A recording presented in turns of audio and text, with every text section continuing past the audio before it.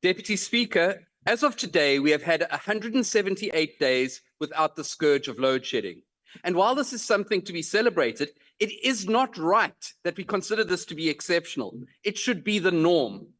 Right now, a further 900,000 households are subjected to up to 4 hours of load reduction daily. Essentially, this is load shedding by another name. I raise this because it is Eskom's policies and practices that have an enormous effect both on ordinary citizens and our economy. One of the most severe impacts is that of electricity pricing. It is often claimed that South Africa has some of the cheapest electricity in the world. That is no longer the case. Our electricity prices now place us well amongst the top 50% of electricity globally. Electricity prices in South Africa have risen more than 945% over the past 17 years, far outstripping inflation. To put this in perspective, an average household using 350 kilowatt hours of electricity in 2007 would have paid just 69.30 Rand. Today, they are paying 724.50 Rand. And Eskom is requesting an increase of between 36 and 43% on top of that. So that same household can expect to pay more than 1,000 Rand this time next year. It should therefore be no surprise that more than 80,000 South Africans, in fact, it's now more than 100,000 South Africans, have signed an online petition to say no to Eskom's exorbitant demands for electricity price increases.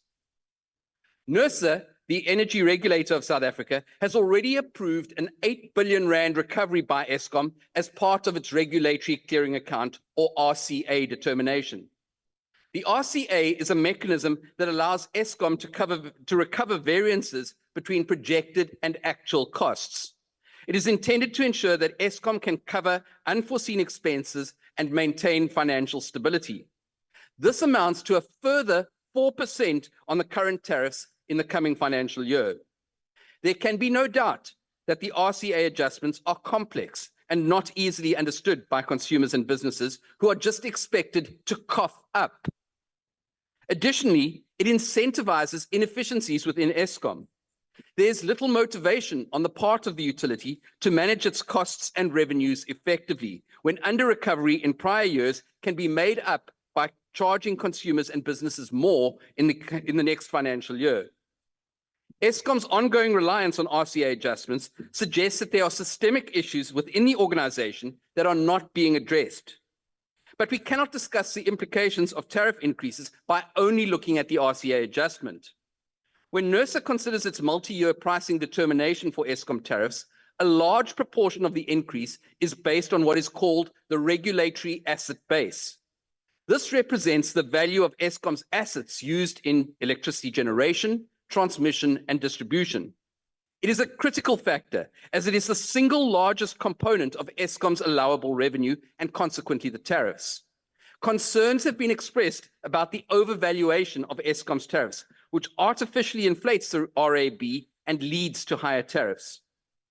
This overvaluation is estimated to be in the region of 500 billion Rand.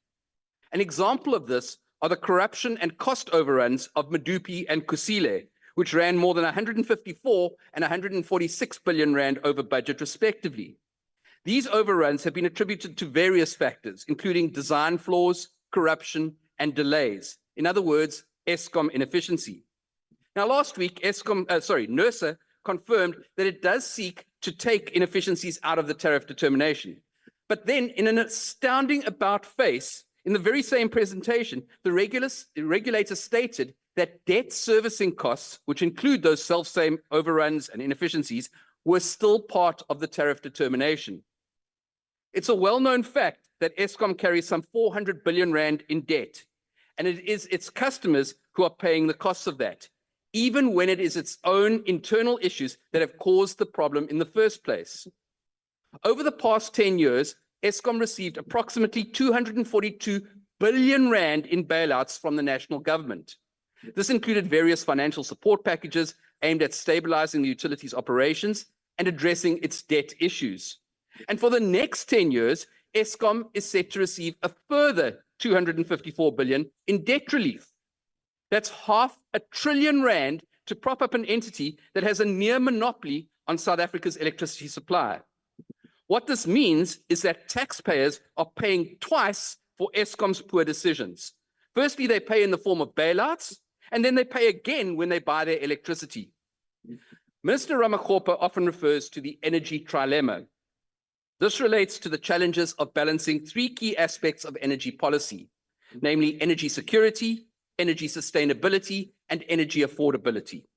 Put simply, energy security is about ensuring a reliable and uninterrupted supply of electricity.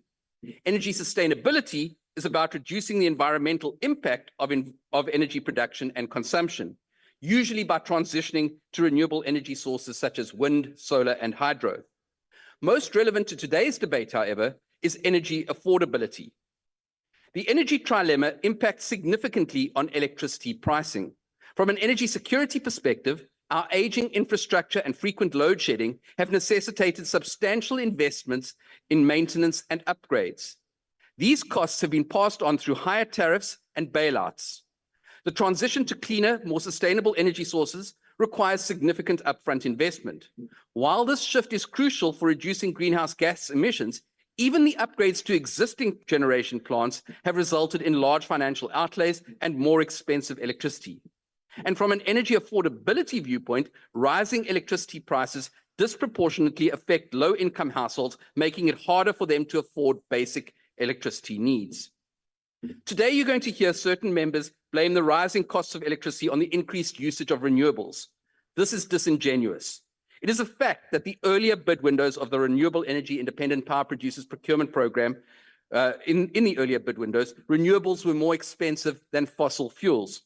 However, that is no longer true. And from bid window 5 onwards, the cost of electricity from these independent power producers has been lower than that of coal.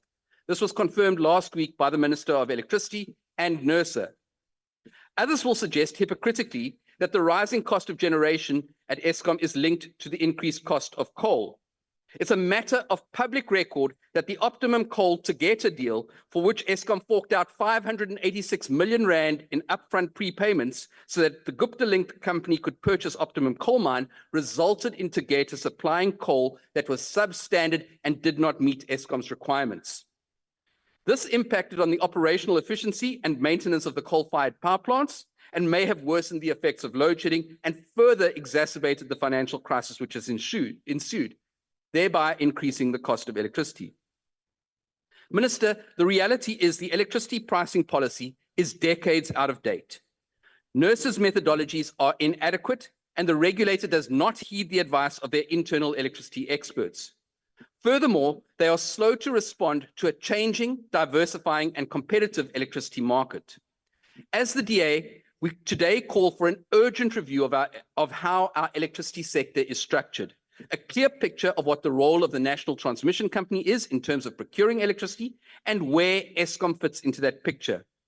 We need to have a dialogue on how NERSA determines the tariffs and what can be done to foster greater transparency. And we need to ensure that those tariffs are implementable and can withstand rigorous scrutiny. For far too long, the tensions between NERSA and Eskom have resulted in court cases, disputes, and rulings that have ended up costing you and I and every member of the public more. It has now reached the point where ordinary South Africans are being forced to choose between having electricity or putting food on the table, between having petrol in their car or power in their home. As Parliament and as government, we need to be doing everything we can to make electricity more affordable. The Democratic Alliance will not allow these tariff increases to stand unchallenged. We will fight for the right of every South African to have access to affordable electricity. Thank you.